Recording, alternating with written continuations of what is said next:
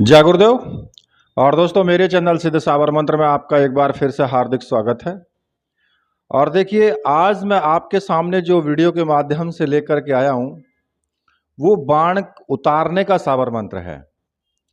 देखिए, बाण की काट करना बहुत जरूरी होता है। अगर किसी ने किसी के ऊपर बाण छोड़ दिया है तो उसकी काट बहुत जरूरी है। हो सकता है कि कोई तुम्हारे ऊपर ही छोड़ दे या फिर तुमने किसी के ऊपर छोड़ा है। तो बाण को उतारने या बाण की काट करने का सिद्ध साबर मंत्र मैं आज आपको बताने वाला हूं, जो कि मैंने पहली वीडियो में तुम्हें बताया था। वहां पर मैंने बाण मारने का साबर मंत्र बताया था। अब यहां मैं बाण को काटने का साबर मंत्र आपको बताऊंगा। ठीक है, देखिए, उसको बताने से पहले थोड़ा सा मैं आपको बता दूं कि सिद्ध साबर मंत्र के नाम से मैंने ऐप डाला हुआ है, जो कि प्ले स्टोर पर है। उसका मैं लिंक आपको इसी वीडियो के डिस्क्रिप्शन में दे दूंगा। आप वहां से ऐप को डाउनलोड करें और उसमें मैंने बहुत सारी साधना दी हुई हैं जो विस्तार से बताई हैं। आप वहां उस ऐप में अध्ययन आप करें तो आपको मंत्रों के बारे में, विधि के बारे में काफी कुछ जो है ज्ञान वहां से प्राप्त होगा। और जिन्होंने पहले से ही डाउनलोड किया हुआ है वो इसको अपडेट कर लें, क्योंकि मैंने इसका अपडेट संस्करण डाल दिया है। तो उनके पास अपडेट पहुंच गया होगा, या अगर नहीं पहुंचा है तो ऐप को खोलने के बाद उनके पास अपडेट आ जाएगा। तो वहां से आप इस ऐप को अपडेट कर लें। ठीक है, और इसको रेटिंग जरूर दें, जिससे कि ऐप गूगल की रैंकिंग में ऊपर आ जाए और बहुत सारे लोगों को इसका लाभ मिल पाए। ठीक है, जहां तक ऐप में ऐड की बात है, तो देखिए, ऐड हमें भी इसलिए डालनी पड़ती हैं कि ऐड डालने से प्रॉफिट होता है। गूगल जो है उसका थोड़ा बहुत पैसा हमें देता है, जिससे कि आगे के और भी कार्य हैं वो सब चलते हैं। ठीक है, तो उससे आप बिल्कुल भी मतलब निश्चिंत रहें, ऐसा कुछ ना समझें कि डिस्टर्ब कर रहा है ये। ठीक है, तो वहां से ऐप आप जरूर डाउनलोड करें, लिंक मैं दे ही दूंगा डिस्क्रिप्शन में। अब बात करते हैं आगे। देखिए, मैं आपको एक बात और बता दूं कि कुछ लोग क्या करते हैं, साधना तो करते हैं, लेकिन अगर उनको अनुभव नहीं हो रहे हैं ना, तो वो एकदम से उनका पैशन जो है, मतलब वो अपना धैर्य खो देते हैं कि अनुभव नहीं हो रहे हैं। गुरुजी, मैंने 11 दिन साधना कर ली, अनुभव नहीं हो रहे हैं। कभी कभी अनुभव ऐसे होते हैं कि आप उनको जज नहीं कर पाओगे, आप उनको समझ ही नहीं पाओगे, लेकिन अनुभव फिर भी हो रहे हैं। वो आप समझोगे कि ऐसे ही, मतलब दिनचर्या में, रोजमर्रा की जिंदगी में ये सब कुछ घटित हो गया, लेकिन वो होता नहीं है ऐसा। वो अनुभव होता है, लेकिन हम समझ नहीं पाते उस चीज को। ठीक है ना। और रही दूसरी बात, अनुभव तब होते हैं जब आपकी लगन भी हो, आपका प्रेम हो उस साधना के प्रति। और खासकर अप्सरा वगैरह जो साधनाएं होती हैं, इनमें बिल्कुल भी आपका मन विचलित नहीं होना चाहिए। जब आपका प्रसन्न मुख मुद्रा होती है और जब आप साधना करते हैं, तब आपको अनुभव अच्छे होते हैं। क्योंकि जब तक आपकी अंतरात्मा प्रसन्न नहीं होगी, खुश नहीं होगे तुम, तब तक वो शक्ति भी आपको अनुभव नहीं देती है। ठीक है, इन सब चीजों का बहुत बड़ी गूढ़ रहस्य है ये, इन पर ध्यान देना बहुत जरूरी होता है। ठीक है, अब बात आती है बाण उतारने की, या इसको जो है बाण स्तंभन का साबर मंत्र भी बोलते हैं। और ये अत्यंत शक्तिशाली साबर मंत्र है। इसका जो मेन कार्य होता है, वो किसी के द्वारा चलाए गए जो तांत्रिक बाण होता है, यानी कि उस अदृश्य प्रहार बोलते हैं उसको उसको निष्फल करना होता है। और जो पीड़ित व्यक्ति है उसको तुरंत राहत पहुंचाना होता है। मान लिया ऐसा भी हो सकता है कि भाई किसी दूसरे व्यक्ति ने बाण का प्रहार किसी व्यक्ति पर कर दिया हो, तो आप इस मंत्र से उसके बाण की काट कर सकते हैं, या फिर उस बाण को वापस भेजने वाले के पास ही उल्टा उसको भेज सकते हैं। और देखिए, यहां एक चीज और मैं बता देता हूं, जब भी बाण का उतारा करो, हमेशा अपने शरीर का बंधन करके ही उतारा करना है, क्योंकि नहीं तो कई बार होता है कि उतारा करते टाइम बाण आपके ऊपर भी प्रहार कर सकता है। तो इसलिए अपने शरीर का बंधन जरूर करें। या फिर ऐसा भी हो सकता है कि जब आप उतारा करें और बाण वापस उस तांत्रिक के पास जाए तो वो तांत्रिक फिर दोबारा से आपके ऊपर प्रहार कर दे। मतलब कि आपको अपनी सुरक्षा जरूर रखनी है। ठीक है। अब मैं इसकी विधि आपको मैं बता देता हूं कि विधि आपको किस प्रकार से इसकी साधना करनी है। हालांकि देखिए, मैंने जो बाण चलाने का जो मंत्र आपको बताया है ना, जो विधि वहां पर बताई है, उसी विधि से भी आप कर सकते हैं। ठीक है। बाकी जो बाण चलाने की विधि होती है वो थोड़ा सा कठिन होती है, और बाण उतारा जो करना होता है उस मंत्र की साधना करना थोड़ा सरल होता है। तो फिर भी मैं आपको यहां पर मैं बता रहा हूं। देखिए, इस मंत्र को या किसी भी साबर मंत्र को सिद्ध करने के लिए आपको एक प्राण प्रतिष्ठित साबरी मंत्रों से सिद्ध रुद्राक्ष की माला की आवश्यकता होती है। और देखिए, इस माला को प्राप्त करने के लिए मैंने अपना जो व्हाट्सएप नंबर है वो वीडियो में दिया हुआ है, वहां से आप मुझे व्हाट्सएप करके और ये माला या सामग्री कोई भी आप प्राप्त कर सकते हैं। सामग्री आपको 100% मिलेगी, इसमें टेंशन लेने वाली बात बिल्कुल भी नहीं है।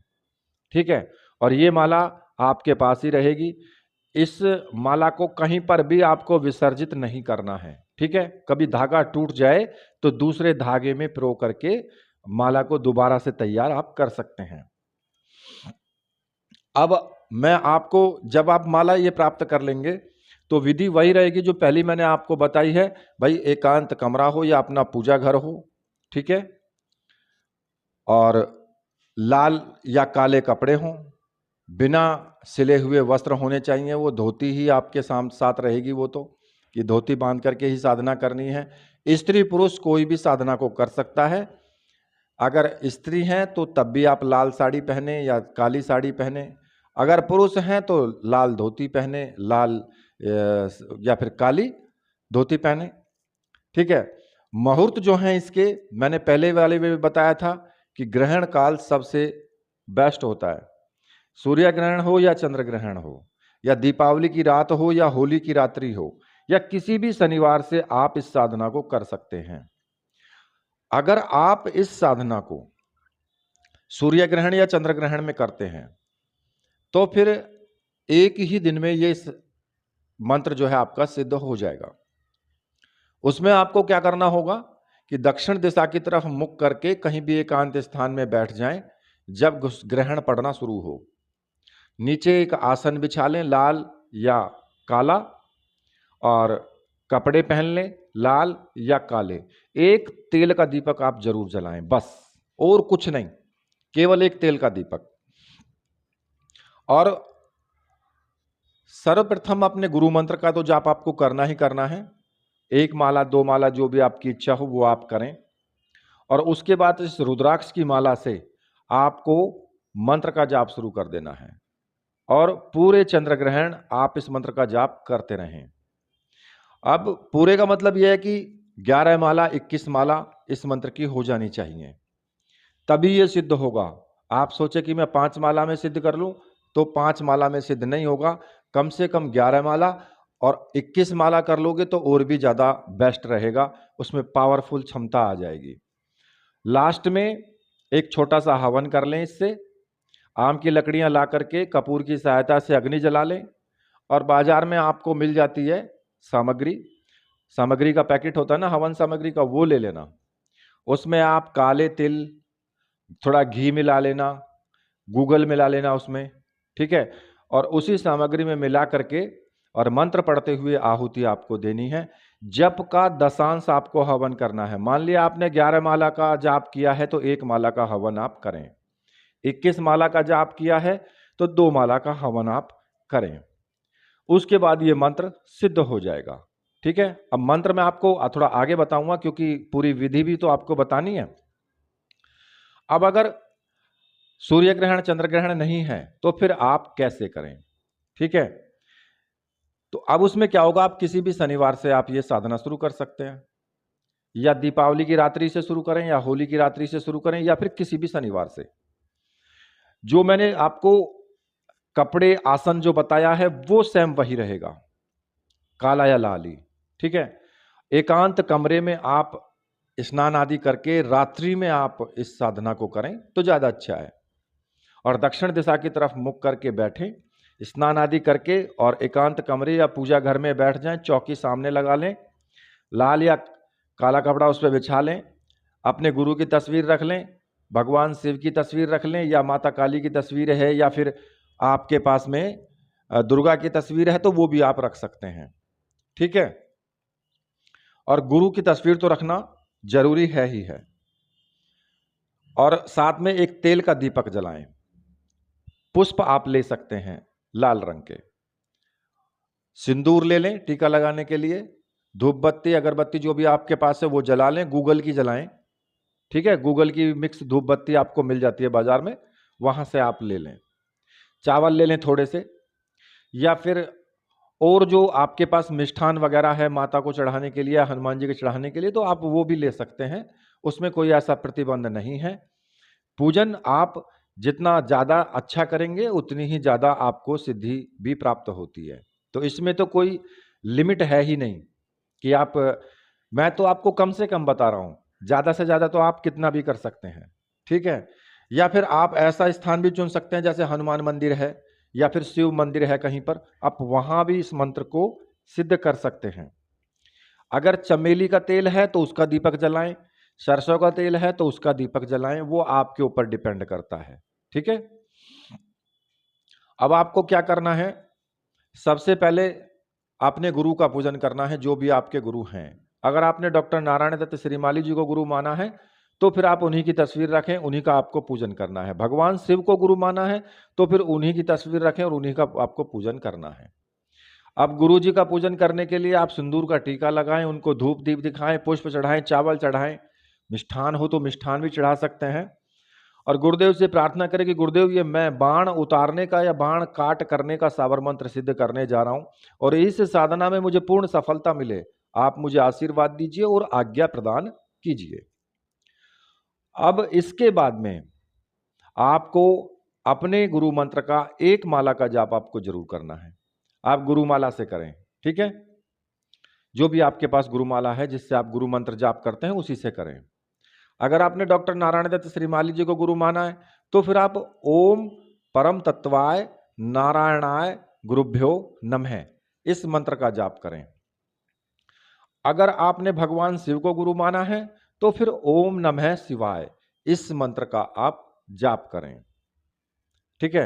अब जब आप गुरु मंत्र का जाप कर लेंगे, गुरु जी का पूजन भी हो गया, इसके बाद में फिर आपको अपने इष्ट देव का पूजन आपको जरूर करना है। जो भी आपके इष्ट देव हैं, चाहे वो हनुमान जी हो, भैरव जी हो या फिर और दूसरे कोई भी हो, उनका आपको पूजन करना है। जैसे आपने गुरु जी का पूजन किया है उसी प्रकार से सेम उनका भी पूजन करना है, उनसे भी मंत्र साधना में सफलता का आपको आशीर्वाद लेना है और अपनी रक्षा की प्रार्थना उनसे करनी है।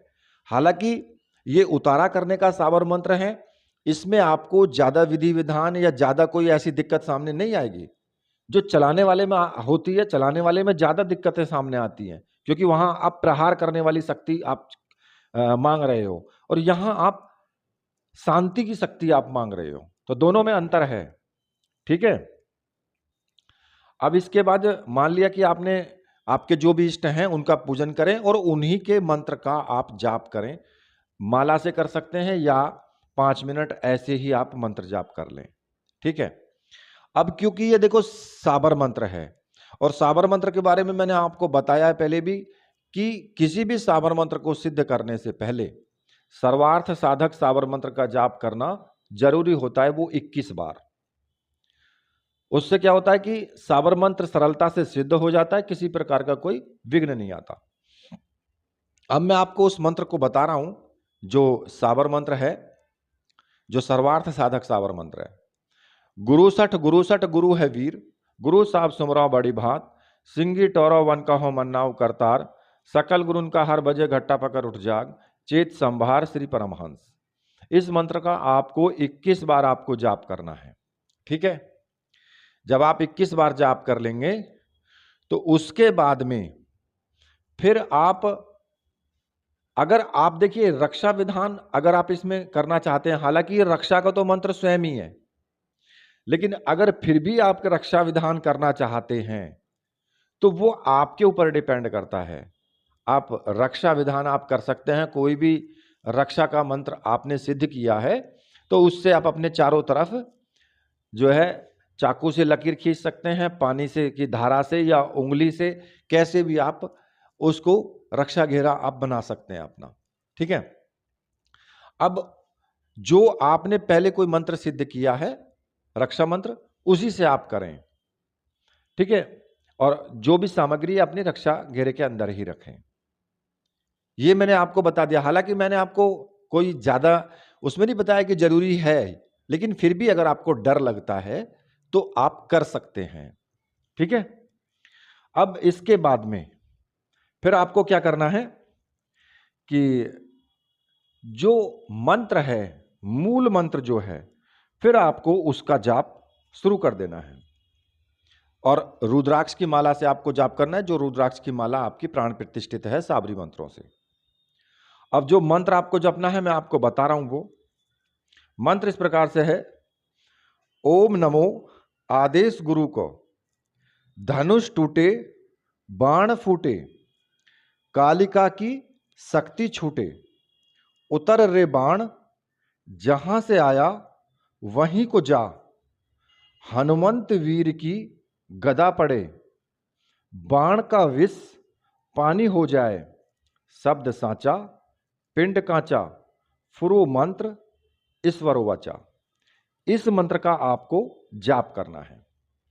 और देखिए कम से कम इस मंत्र की 2 माला का जाप तो करना ही करना है, और लगातार 21 दिन तक आपको मंत्र जाप करना है। प्रतिदिन उसी टाइम पर साधना करें जिस टाइम पर आपने पहले दिन शुरू की है।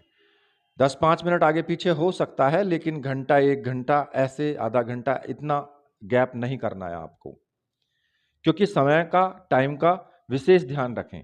टाइम तो यह है कि भाई रात्रि में 10 बजे शुरू कर सकते हैं, या फिर आप इसको सुबह के टाइम भी कर सकते हैं, सुबह के टाइम ब्रह्म मुहूर्त में भी कर सकते हैं, क्योंकि ये एक शांति का मंत्र है, ना कि प्रहार का मंत्र।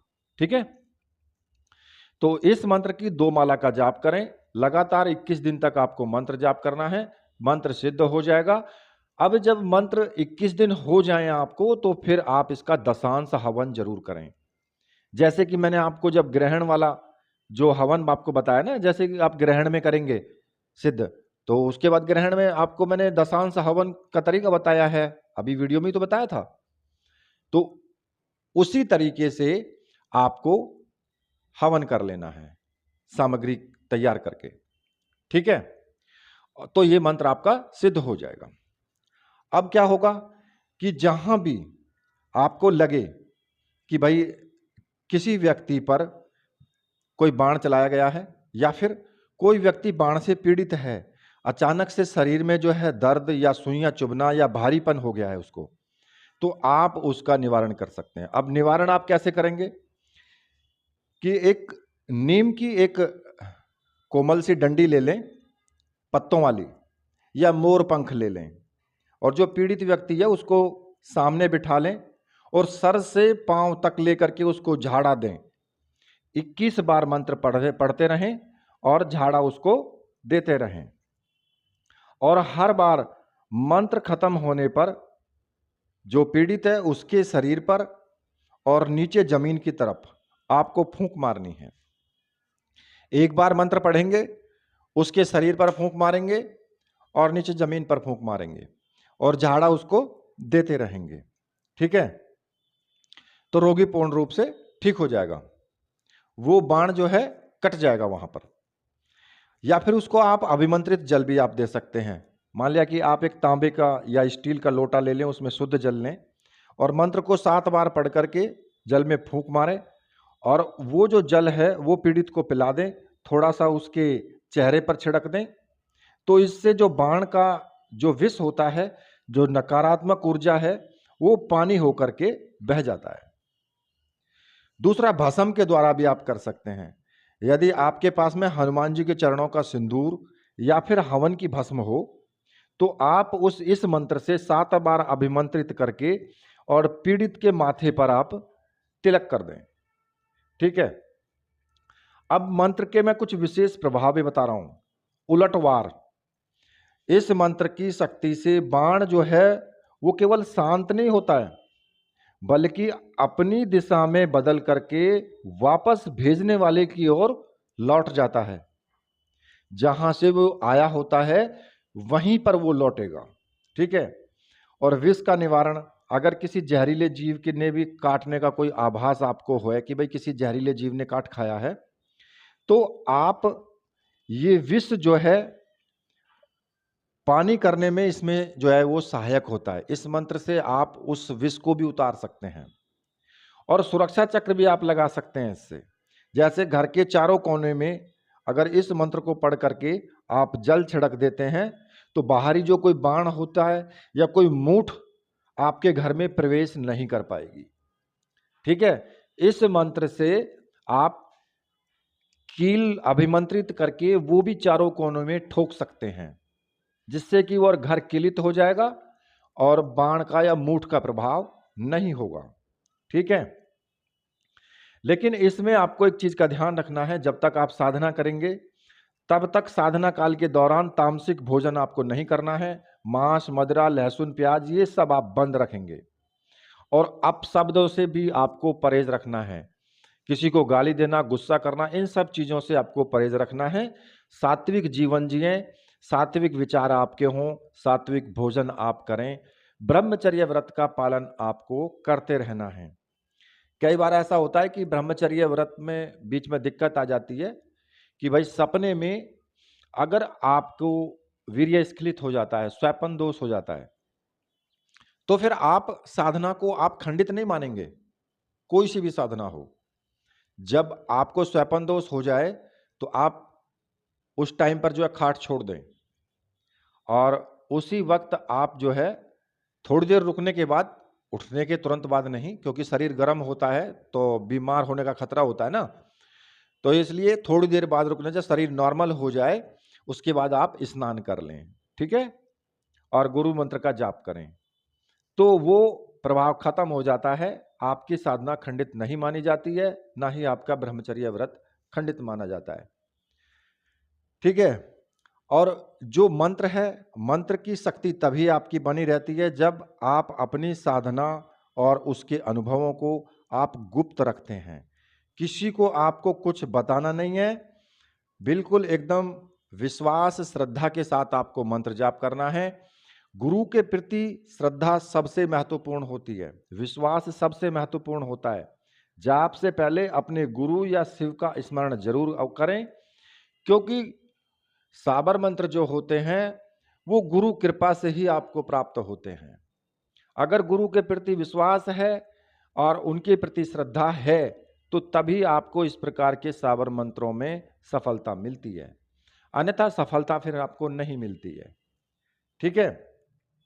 बाकी मैंने बताया हुआ यम नियम के सिद्धांतों का पालन करें। अगर कोई अनुभव होता है तो चुपचाप गुप्त रखें और बिल्कुल भी अपने आसन से हिले डुले नहीं। आप साधना करते रहें निश्चिंत रूप से, कुछ भी आपका नहीं बिगड़ेगा।